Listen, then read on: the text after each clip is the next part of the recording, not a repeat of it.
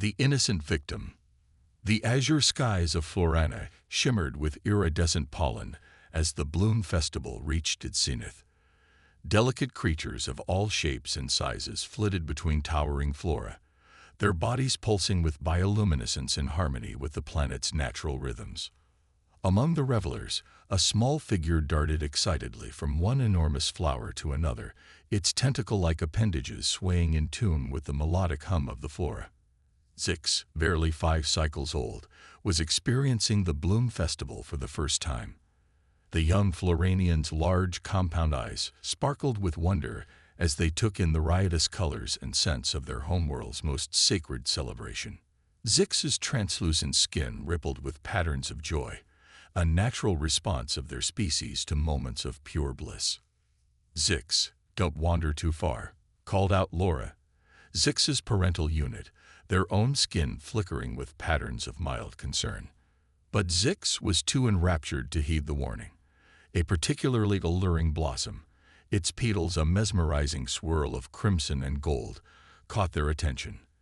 As Zix approached, they felt the familiar tingle in their neural pathways, the onset of communication with the plant life that was unique to their species.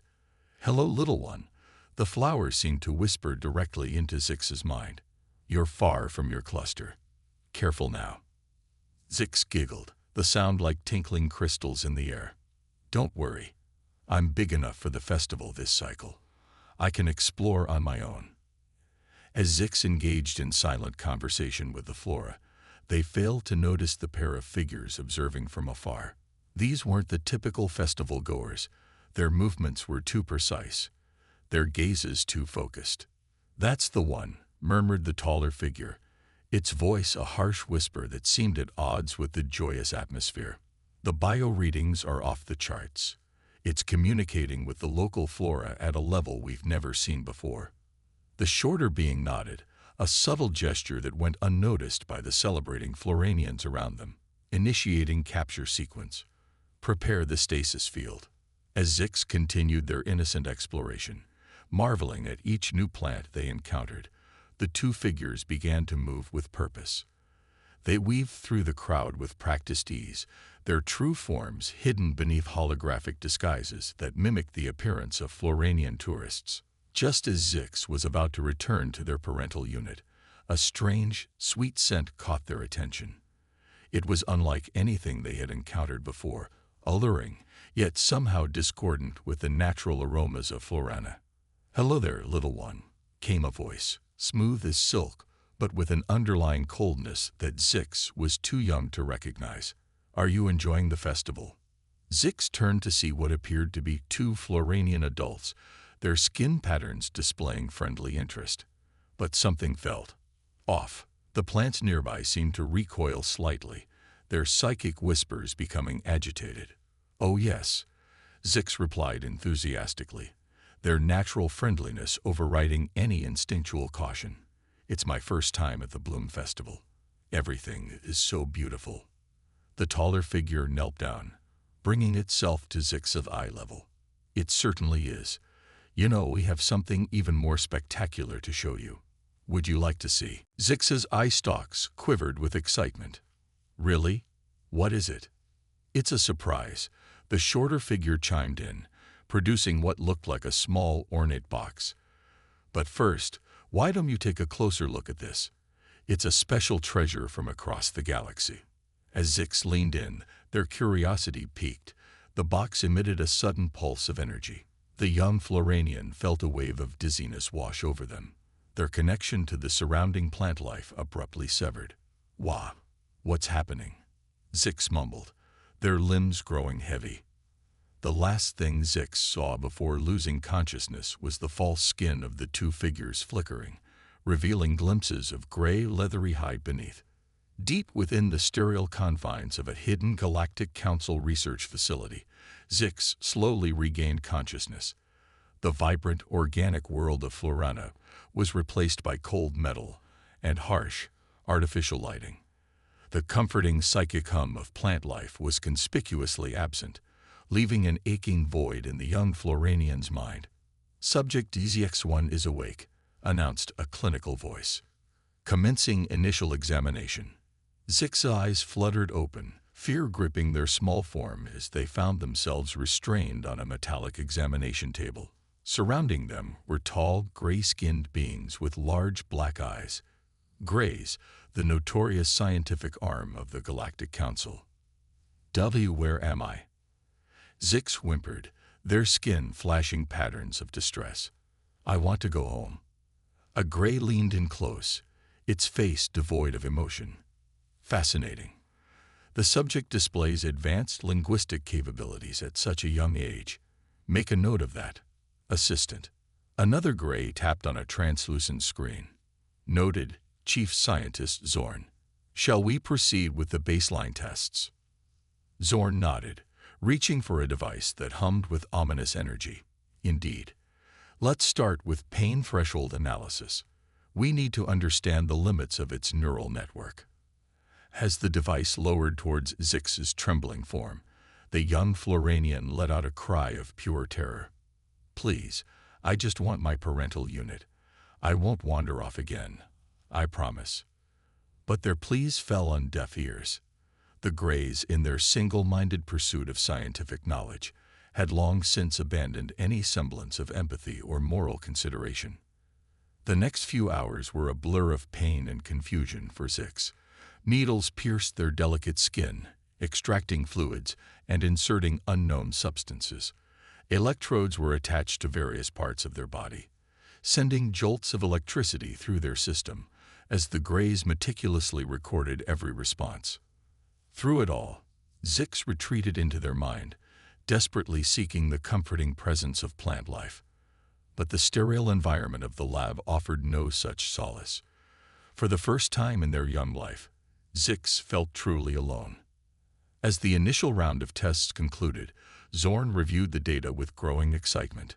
Remarkable. Its cellular structure is unlike anything we've encountered. The way it interfaces with plant life. This could revolutionize our understanding of biocognitive interfaces. The assistant Gray tilted its head. Should we inform the Council of our findings? Zorn's large eyes narrowed. Not yet. We need more data. Prepare the subject for the neural mapping procedure and increase the dosage of the suppression drugs. We can't risk it forming a connection with any of the lab specimens. As the Greys bustled about, preparing for the next round of experiments, Zix lay motionless on the table. Tears streamed from their eyes, creating small pools of glistening liquid that reflected the harsh overhead lights. Someone, anyone, please help me, Zix thought, unaware that their desperate plea was about to set in motion a chain of events that would shake the very foundations of the galaxy. Little did the Greys know that their callous actions were about to awaken a force they had gravely underestimated. For while they saw Zix as merely a fascinating specimen to another species, one the Galactic Council had dismissed as primitive and inconsequential, the Floranian child represented something far more precious. Humanity, with its fierce protective instinct and unyielding resolve, was about to remind the galaxy why it should never be underestimated. The stage was set for a confrontation that would forever change the cosmic order, all sparked by the torment of an innocent alien child. Humanity's discovery. Dr. Sarah Chen wiped the sweat from her brow as she peered into the high-powered microscope.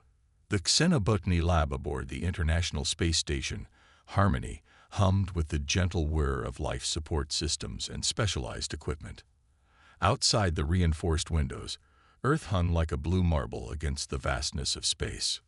"Come on, little ones," Sarah murmured, her voice barely audible over the ambient noise. "What are you trying to tell me?"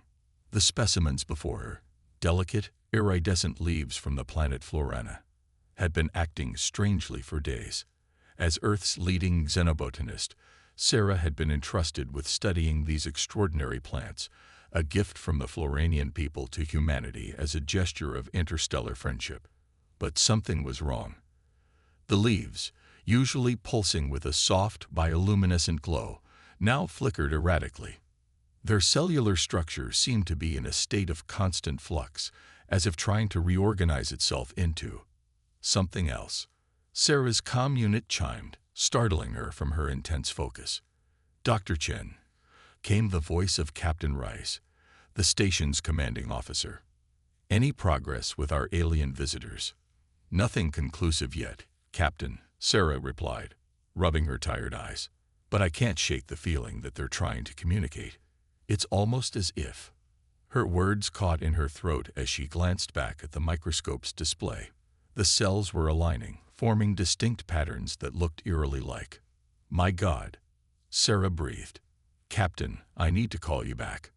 Without waiting for a response, she terminated the call and leaned in closer to the display. The cellular patterns were unmistakable now. They were forming letters, Earth letters. A, E, L, P. Sarah's heart raced as she watched the message form, cell by cell.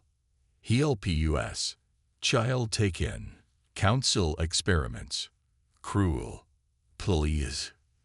This is impossible, Sarah whispered, her mind reeling. She had theorized that the Floranian flora possessed some form of sentience, but this was beyond anything she had imagined. With trembling hands, she reached for a nearby datapad, intent on documenting this unprecedented event. But as her fingers brushed the device, a jolt of energy surged through her body. Suddenly, Sarah's consciousness expanded. In her mind's eye, she saw flashes of a vibrant alien world. Florana, she realized. But the idyllic scenes quickly gave way to images of terror, a small tentacled child being whisked away by sinister figures, stereo labs filled with cruel-looking instruments, the child's cries echoing through cold, metallic corridors. As quickly as it began, the vision faded. Sarah found herself on the floor of the lab, gasping for breath. The leaves in the microscope had withered, their last vestiges of energy spent on delivering their desperate message. I have to do something, Sarah muttered, pulling herself to her feet. But what could she do? The Galactic Council, with its vast resources and advanced technology, seemed an insurmountable foe. Yet, as she stood there, the weight of what she had witnessed settling on her shoulders, Sarah felt a resolve harden within her. Humanity might be new to the galactic stage, but they were far from helpless. With newfound determination, she strode to her workstation and began composing a message to Earth's Interstellar Affairs Office. As she typed, outlining what she had seen and her theories about the Floranian child's abduction, a plan began to form in her mind. It was risky, borderline insane, really. But if she was right, if the Galactic Council was indeed conducting cruel experiments on an innocent child, then the risk was worth it. Hours later, after a flurry of encrypted communications and hushed video conferences, Sarah found herself aboard a sleek, experimental craft known only as Shadowhawk. Earth's leaders, galvanized by her report and the potential threat to their Floranian allies, had greenlit a covert operation to investigate the Council's activities. Dr. Chen. The pilot's voice crackled through her headset as they approached a massive space station hidden in the shadow of a gas giant. We're nearing the Council's research facility. Our stealth systems are engaged, but we can't guarantee they'll hold under close scrutiny. Sarah nodded, her mouth dry with anticipation. Understood. Get me as close as you can to the biolab sector. As the Shadowhawk maneuvered into position, Sarah double-checked her equipment, a cutting-edge holo disguise to help her blend in, a multi-spectrum scanner for gathering data, and a quantum entanglement communicator for secure transmissions back to Earth. This is as close as I can get you, the pilot announced. Good luck, Doctor. The fate of our alliance might rest on what you discover here. With a deep breath, Sarah activated her holo disguise, taking on the appearance of a nondescript gray scientist. She stepped into the airlock, her heart pounding as the decontamination sequence initiated. A moment later, she was inside the facility. The corridors were a maze of sterile white, filled with beings of various species hurrying about their business. Sarah moved purposefully, trying to project an air of belonging as she surreptitiously scanned her surroundings with each step. As she neared the biolab sector, her scanner picked up an anomalous reading, a concentration of Floranian biosignatures in a heavily guarded area ahead. This had to be it. Sarah approached a security checkpoint, her pulse racing. The guard, a towering insectoid being, fixed her with a compound-eyed stare. Identification, it chittered. For a heart-stopping moment, Sarah feared her cover was blown. But then her holo-disguise's embedded systems engage, projecting a seemingly valid ID. The guard studied it for what felt like an eternity before finally nodding. Proceed. Once past the checkpoint, Sarah quickened her pace. The biosignatures were stronger now, leading her to a sealed laboratory door. Using a multi-tool concealed in her fake gray hand, she bypassed the lock and slipped inside. What she saw made her blood run cold. In the center of the room, suspended in a transparent cylinder filled with viscous fluid, floated the small form of a Floranian child. Its tentacle-like appendages twitched sporadically, and its skin flickered with patterns that Sarah recognized as signs of extreme distress. Surrounding the cylinder were dozens of gray scientists, all focused intently on their work. Holographic displays showed real-time data on the child's neural activity, cellular structure, and other biological processes. Fighting back a wave of nausea, Sarah discreetly activated her scanner, gathering as much data as she could. She had to force herself to remain calm, to maintain her disguise, even as every fiber of her being screamed at her to do something, to save the suffering child before her. But she knew she couldn't, not yet. The information she was gathering could be the key to not just saving this child, but preventing such atrocities from happening again. As she worked, she overheard snatches of conversation between the scientists. Unprecedented levels of biocognitive interfacing could revolutionize our neural network technology. Recommend accelerating the extraction process. Sarah's blood boiled at their callous disregard for the child's suffering. But just as she was about to complete her scan, a piercing alarm shattered the focused atmosphere of the lab. Intruder alert, blared an automated voice. Unknown energy signature detected in Biolab 7. All personnel initiate lockdown procedures. Heart pounding, Sarah realized her scanner must have been detected. As the gray scientists rushed to secure their stations, she knew her window of opportunity was closing fast. In a split-second decision, she deactivated her holo disguise, revealing herself to the shocked onlookers. Before anyone could react, she sprinted to a nearby console and began furiously typing, initiating an emergency data transfer to her quantum entanglement communicator. "Stop her," shouted the lead scientist, his large eyes wide with alarm. But it was too late. As security forces burst into the lab, Sarah slammed her hand down on the transmit button. In an instant, terabytes of incriminating data were sent across light years of space to Earth. As rough hands seized her, Sarah locked eyes with the Floranian child. "Hold on," she whispered, even as she was dragged away. "Help is coming." The last thing she saw before a stunned bacon sent her into unconsciousness was the child's skin flickering with a new pattern, one that, had she been awake to see it, she would have recognized as hope. Preparations for war. The United Earth Council chamber buzzed with tension. Holographic displays flickered with real-time data streams, news reports, and tactical simulations.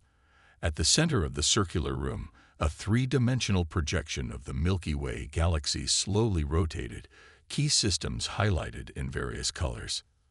Admiral Helena Vasquez, her weathered face set in grim determination, addressed the assembled leaders. "Ladies and gentlemen, the data transmitted by Dr. Chen leaves no room for doubt. The Galactic Council has crossed a line that cannot be uncrossed." She gestured, and the galactic map zoomed in on a particular star system. "Our intelligence suggests that the Floranian child is being held here, in a heavily fortified research station orbiting Omega Centauri. The station is protected by the Council's most advanced defense systems and a fleet of warships that outnumbers our own 10-1. A murmur of unease rippled through the chamber. Chancellor Akira Tanaka, the head of the United Earth government, leaned forward. "Admiral, given these odds, Are you suggesting we stand down? That we abandon Dr. Chen and the Floranian child to their fate? Admiral Vasquez's eyes flashed with a fierce light. No, Chancellor. I'm suggesting we reveal our true capabilities. The room fell silent as the implications of her words sank in. For decades, humanity had maintained a carefully crafted image of technological inferiority, all while secretly developing weapons and defenses that rivaled or surpassed those of the most advanced council races. Project Prometheus. Vasquez continued, her voice steady. It's time we unleashed it. Chancellor Tanaka nodded slowly, his expression a mixture of resolve and concern. You understand what this means, Admiral. Once we reveal our hand, there's no going back. We'll be at war with the Galactic Council. With all due respect, Chancellor, came a new voice. We're already at war. The Council just doesn't know it yet. All eyes turned to the speaker, General Zara Okoro, commander of Earth's Special Forces. She strode to the center of the room, her cybernetic enhancements gleaming under the chamber's lights. My team is ready, Okoro stated, bringing up a holographic display of sleek, advanced combat suits. The Spectre units have been fully tested and are combat-ready. One squad of these soldiers can outfight an entire battalion of Council troops. Chancellor Tanaka rubbed his temples, the weight of the decision heavy on his shoulders. And what of diplomatic options? Surely we can. He was interrupted by the chamber doors bursting open. A disheveled aide rushed in, clutching a datapad. Chancellor, we've just received a transmission from the Council. They're demanding we hand over all our Floranian specimens and research data. They're claiming jurisdiction over all Floranian-related matters in Council space. The room erupted in outrage. Admiral Vasquez's voice cut through the chaos. They're trying to cover their tracks. If we comply, they'll erase all evidence of their crimes. Chancellor Tanaka rose to his feet, his decision made. Enough. We've extended the hand of friendship to the galactic community, only to be met with duplicity and cruelty. If it's war the Council wants, then war they shall have. He turned to Admiral Vasquez. Admiral, you have authorization to initiate Project Prometheus. General Okoro, prepare your Spectres for deployment. As the chamber buzzed with renewed activity, plans being set in motion across the globe and beyond, a lone figure slipped out unnoticed. Dr. Eliana Sato, Earth's premier psychologist specializing in alien sentience, made her way to a secure communication room. Once inside, she activated a quantum-encrypted channel. A moment later, a holographic image flickered to life. A beam of pure energy, its form constantly shifting and flowing. Emissary, Eliana spoke softly. It's time. Humanity is going to war, the energy being pulsed with acknowledgement. We have foreseen this, Dr. Sato. The collective stands ready to honor our pact with humanity. When the time comes, we will reveal ourselves. Eliana nodded, a mix of relief and apprehension washing over her. The collective, a race of energy beings from another dimension, had secretly contacted humanity years ago, forming an alliance that had remained hidden from the rest of the galaxy. Their advanced technology and unique abilities had been instrumental in humanity's rapid technological progress. Thank you, Emissary, Eliana replied. I pray we're doing the right thing. The energy being's form swirled with patterns that Eliana had learned to interpret as compassion. In defending the innocent and standing against tyranny, you walk a righteous path. The collective will stand with humanity, come what may. As the transmission ended, Eliana took a deep breath, steeling herself for what was to come. The galaxy was about to learn that humanity was far more than it appeared to be. Deep within a hollowed-out asteroid in the Oort cloud, alarms blared as massive hangar doors began to slide open. Row upon row of sleek, predatory ships, humanity's secret fleet, powered up, their advanced antimatter engines humming with barely contained energy. Aboard the flagship, the UES Nemesis, Captain Yuki Tanaka, daughter of Chancellor Tanaka, strapped herself into the command chair. Around her, the bridge crew worked with practiced efficiency, bringing the ship's systems online. "All ships reporting ready, Captain," her XO announced. Yuki nodded, her eyes fixed on the main view screen as it displayed the fleet formation. "Send the signal. Operation Firestorm is a go." Across the solar system, hidden bases sprang to life. On Mars, massive railguns aimed skyward, prepared to launch swarms of self-replicating combat drones. Beneath the icy surface of Europa, quantum computers the size of cities began calculating jump coordinates and battle strategies. In low Earth orbit, the Heimdall Defense Network activated. Thousands of satellites, disguised as ordinary communication relays, revealed their true nature: a web of energy projectors capable of creating a planet-wide shield. And in a top-secret facility beneath the Pacific Ocean, Dr. Hiroshi Tanaka, the Chancellor's younger brother and Earth's foremost expert in xenobiology, put the finishing touches on his magnum opus. Initiating final synthesis, he murmured, watching as the massive vat before him bubbled and churned. Inside, trillions of nanobots worked in concert, weaving together strands of enhanced DNA. A nearby screen displayed a rapidly scrolling list of genetic modifications: enhanced regeneration, adaptive immune system, augmented neural pathways, symbiotic compatibility with collective energy signatures.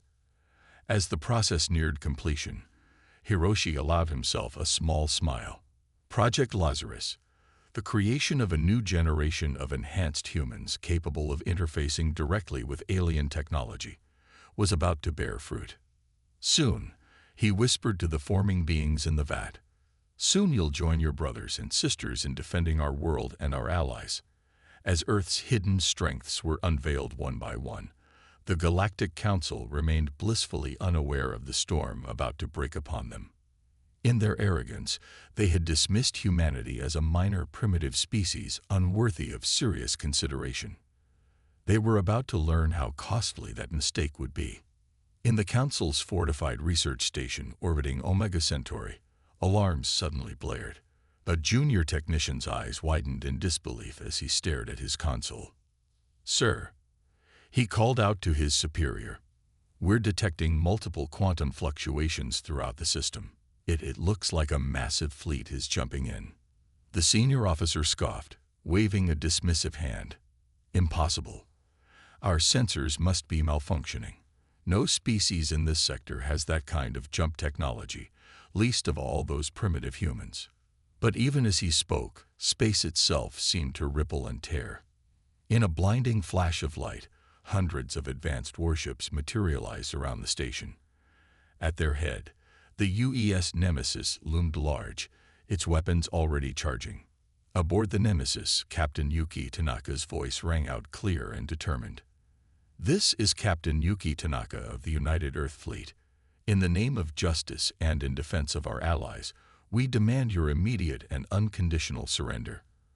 Release Dr. Sarah Chen and the Floranian child, or face the consequences of your actions." As the Council station scrambled to respond, the first shots of a war that would reshape the galaxy were about to be fired. Humanity, long underestimated, was finally showing its true face to the stars. And the stars trembled. The battle begins. The vastness of space around Omega Centauri erupted into chaos as the human fleet engaged the Galactic Council's defenses. Streaks of plasma fire and quantum torpedoes crisscrossed the void, creating a deadly light show against the backdrop of stars.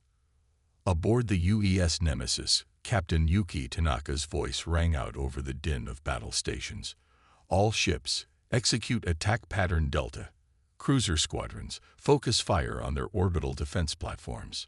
Destroyer groups, run interference, and take out their fighter screens." The bridge of the Nemesis was a hive of controlled activity. Officers called out status reports as holographic displays flickered with real-time battle data. "Captain," the tactical officer shouted. "Council reinforcements jumping in from the Arcturus sector." Yuki's eyes narrowed. "Right on schedule. Activate Phase 2. At her command, a section of space behind the incoming Council ships shimmered. Dozens of stealth ships, their advanced cloaking technology rendering them invisible, until now suddenly appeared. Caught in a pincer movement, the Council reinforcements found themselves under heavy fire from both sides. Meanwhile, on the Council's research station, panic reigned. Alarms blared as the station shook under the assault of the human fleet.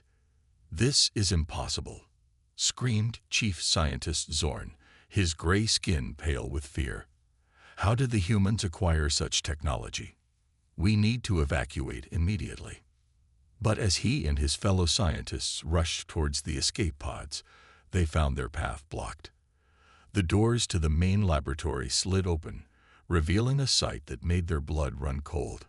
5 figures stood in the doorway, clad in sleek, black armor that seemed to absorb light. Their helmets were featureless save for a single, glowing blue visor. In their hands, they held weapons unlike anything the Greys had ever seen. "Going somewhere." The lead figure's voice was distorted by the helmet, but the menace in it was unmistakable. Zorn stumbled back. "Who are you?" The figure stepped forward, the blue visor retracting to reveal a human face set in grim determination. "General Zara Okoro, Earth Special Forces. We're here for the child." Before the Greys could react, the Spectre soldiers moved with inhuman speed. In seconds, the scientists were disarmed and restrained. Okoro approached the stasis pod containing the Floranian child, her cybernetic eye scanning the controls.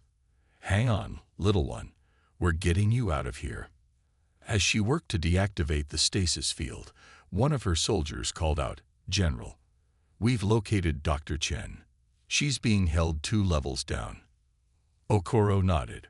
"Wraith, you're with me. The rest of you, secure these prisoners and prep the child for evac." As Okoro and her second-in-command made their way through the station's winding corridors, the battle outside intensified. The Council's initial shock at the humans' technological prowess was wearing off, and they were beginning to rally their forces. Massive dreadnoughts, each the size of a small moon, began to warp in from neighboring systems. Back on the Nemesis, Yuki received the update with a grim smile. "They've taken the bait. All ships, initiate Sunburst Protocol." Across the human fleet, specially designed emitters began to power up. Suddenly, the space around each human ship was filled with holographic duplicates, each indistinguishable from the real thing to the Council's sensors. Confusion reigned in the Council fleet as their targeting systems were overwhelmed by the sudden multiplication of enemy signatures. Taking advantage of the chaos, squadrons of human fighters slipped through the Council's disorganized defenses. Led by ace pilot Maya Phoenix Rodriguez, they streaked towards the massive Council dreadnoughts. "Remember your training, Firebirds," Maya's voice crackled over the comms. "Aim for their quantum singularity cores. One good hit and those behemoths will collapse in on themselves." The fighters weaved through a storm of point defense fire, their advanced ECM suites keeping them one step ahead of the Council's targeting systems. As they closed in on their targets, they released their payloads. Antimatter warheads, specifically designed to destabilize the artificial black holes powering the dreadnoughts. One by one, the massive Council ships began to implode, collapsing into swirling vortexes of energy that consumed everything in their vicinity. Back on the research station, Okoro and Wraith finally reached the detention level. They found Dr. Sarah Chen in a high-security cell, battered but defiant. As Wraith worked to bypass the cell's locks, Okoro kept watch. "Dr. Chen, I'm General Okoro. We're here to get you out." Sarah's eyes widened in disbelief. "How? How did you find me? How did you even get here?" Okoro allowed herself a small smile. "Let's just say humanity has been keeping a few secrets. Can you walk?" As Sarah nodded and got to her feet, a tremor ran through the station. Wraith's helmet sensors flashed a warning. "General, the station's structural integrity is failing. We need to move now." The trio raced back towards the main laboratory, dodging falling debris and panicked Council personnel. They arrived to find the other Spectre soldiers already prepared for evacuation, the Floranian child safely secured in a portable stasis unit. Nemesis, this is Okoro, the general barked into her comm. Package secured. Requesting immediate extraction. Captain Yuki's voice came through, tense but controlled. Copy that, General. Teleport pad is hot. Initiating transport in 3, 2, 1. In a flash of blue light, the Spectre team, along with Sarah and the Floranian child, vanished from the crumbling station. Moments later, they materialized in the Nemesis teleportation bay. As medical teams rushed to attend to Sarah and the child, Yuki's voice came over the ship-wide comms. All hands, brace for impact. Incoming Council Superlisser. The view outside the Nemesis windows was suddenly filled with a blinding green light as a massive energy beam lanced out from a distant Council superweapon. But instead of striking the human flagship, the beam suddenly curved, arcing away into space. On the bridge, the science officer reported with barely contained excitement, "Captain, it worked." The quantum deflectors redirected their attack. Yuki allowed herself a moment of satisfaction before refocusing on the battle. Excellent. Target that superweapon and fire the Excalibur cannon. At the bow of the Nemesis, a massive weapon unlike anything seen before in the galaxy began to charge. Streams of exotic particles coalesced into a swirling vortex of energy. With a sound that seemed to shake the very fabric of space-time, the Excalibur cannon fired.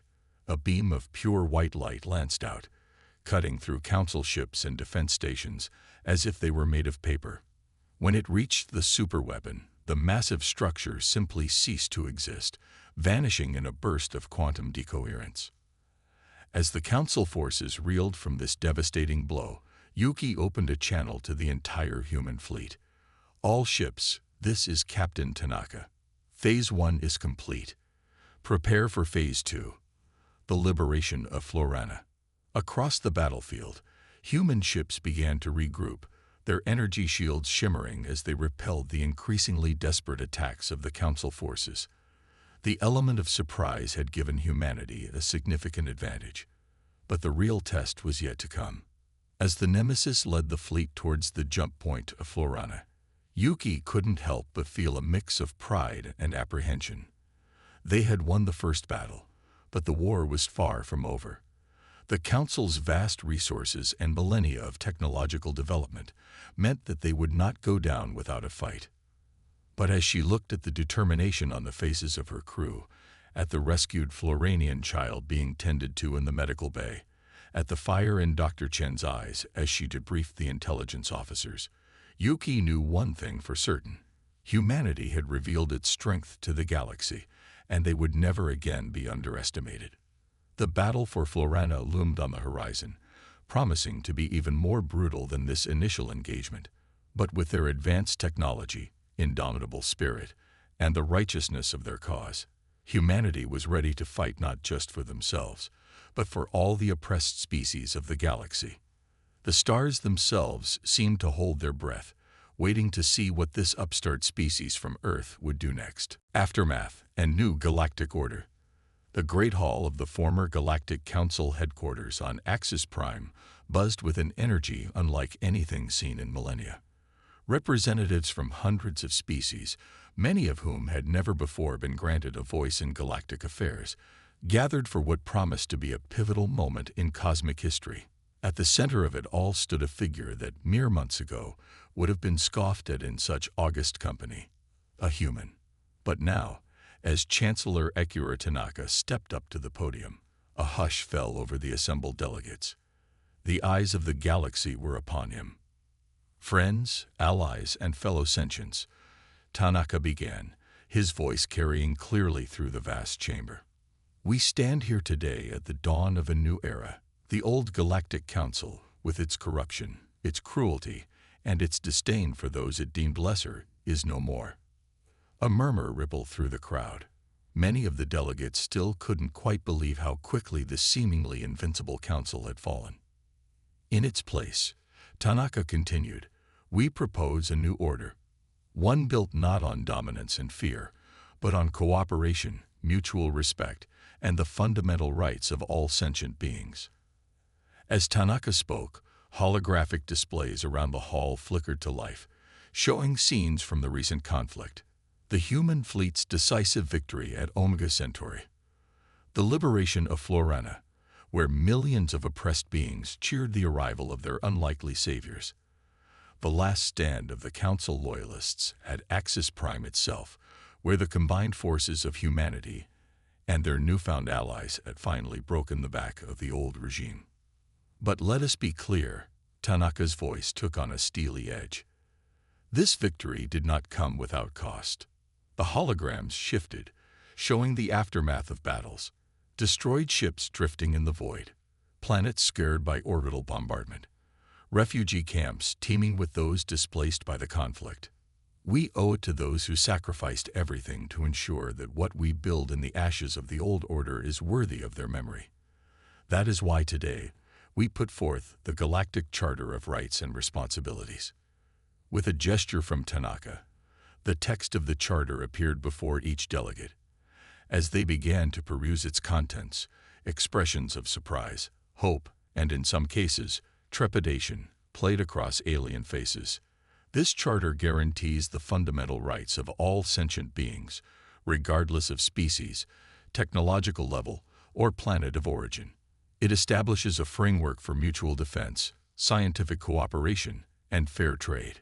But most importantly, it enshrines the principle that no single species or group shall ever again be allowed to dominate the galaxy. As Tanaka continued to outline the key points of the charter, the scene shifted to other locations across the galaxy.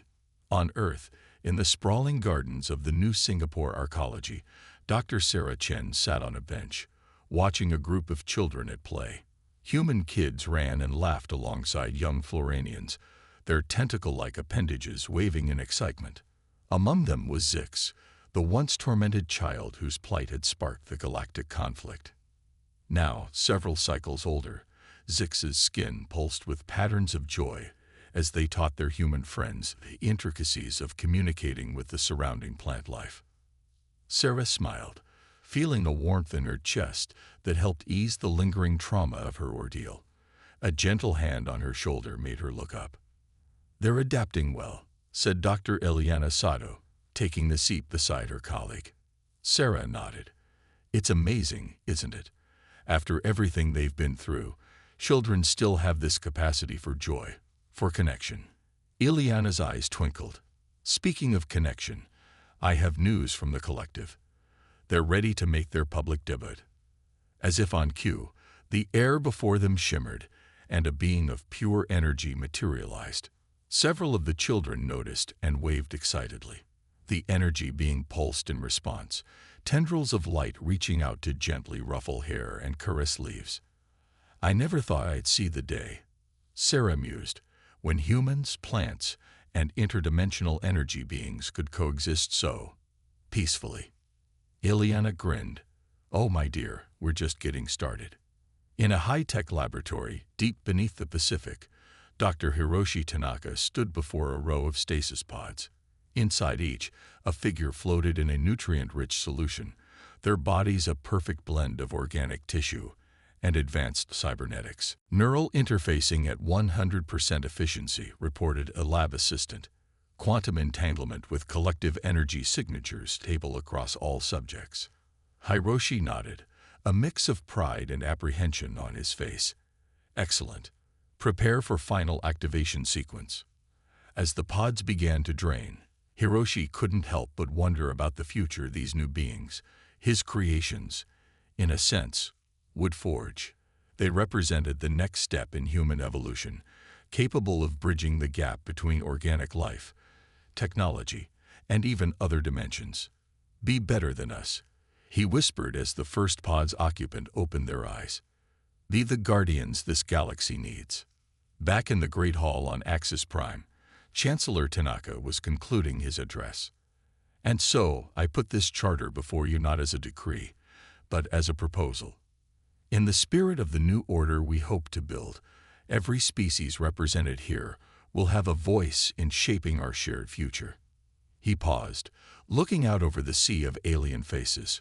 We have all seen the destruction that comes from fear, from bigotry, from the belief that any one species or ideology has the right to dominate others. Humanity's history is rife with such lessons, and we nearly destroyed ourselves before we learned from them. Let us not repeat those mistakes on a galactic scale. A low murmur of agreement rippled through the hall. Instead, let us forge a future where the diversity of life in this galaxy is celebrated, where every sentient being, be they carbon-based, silicon-based, or energy beings beyond our current understanding, has the opportunity to reach their full potential, where exploration and discovery are driven not by conquest, but by curiosity and a genuine desire to understand one another. Tanaka's voice swelled with passion. For too long, the galaxy has been divided. Old species versus new, technological versus primitive, organic versus synthetic. Today, we have the opportunity to bridge those divides, to create a galactic community that is stronger, not in spite of our differences, but because of them. He spread his arms wide, encompassing the entire assembly. The choice is before you. Will you join us in building this new future? Will you lend your voices, your wisdom, your unique perspectives to ensuring that the rights we enshrine today are upheld for millennia to come? For a moment, the hall was silent. Then, from the back, a small figure stood. It was a young Floranian, their skin flickering with patterns of determination. Earth stood for us when no one else would. The young delegate's voice rang out. Florana votes yes to the charter. Like a dam breaking, other voices joined in. Species that had been bitter enemies under the old council found themselves standing together, voting to forge a new path. As the AS echoed through the hall, Tanaka allowed himself a small smile. It was just the beginning, he knew. There would be challenges ahead, disagreements to navigate, trust to be built. But for the first time in galactic history, there was hope for a truly united cosmos. In the void of space surrounding Axis Prime, the combined fleet of 100 species stood watch. At the forefront, the UES Nemesis held position, its hull still bearing scars from the recent battles. On the bridge, Captain Yuki Tanaka watched the proceedings via holographic feed. Beside her stood General Zara Okoro, her Spectre armor gleaming under the ship's lights. So, Okoro mused, think this new galactic federation will last? Yuki's eyes remained fixed on the image of her father addressing the assembly. It has to. For all our sakes. As if in agreement, the stars themselves seemed to shine a little brighter, illuminating the path to a new future, one where humanity and its allies would stand as guardians of a free and united galaxy.